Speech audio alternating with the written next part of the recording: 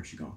So there's fire and water in the body basically represent kind of heating and cooling, right? So sorry, you can look at it just as temperature. So the heart is the fire organ. The kidneys are the water organ.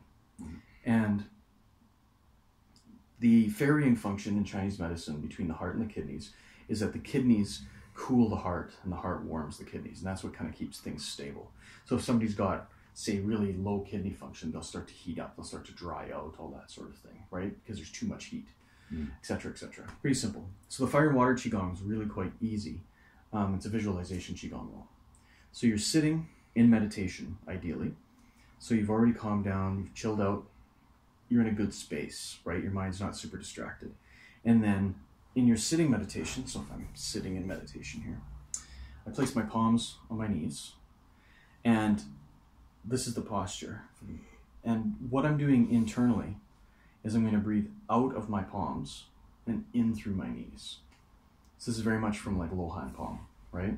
So Sifu Chen, one of the things that he was teaching me when I learned this one was that the heart, which is the fire, is linked to the palms, right? Because the heart meridian, pericardial meridian come down here.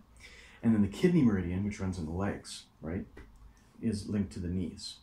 So one of the things he would do when we were doing like self-massage was ask you what temperature things like your heels were or your knees were, because it was relating to how your kidneys were doing. Okay, it's kind of an interesting thing anyway. So the visualization is that you're putting Lao Gong onto your knees, and Lao Gong is the heart. So what I'm doing is as I exhale from my heart down my arms. So it's kind of like my arms are hollow, right? So the air comes from the heart down each of the arms and out the palms onto the knees. Okay, so the energy, quote unquote, the chi, goes out the palms towards the knees. Then at the end of the exhalation, when you start to breathe in, you're breathing in through your knees.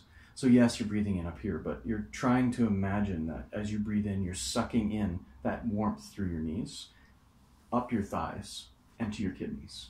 So it comes up and around into your back to ideally warm the kidneys.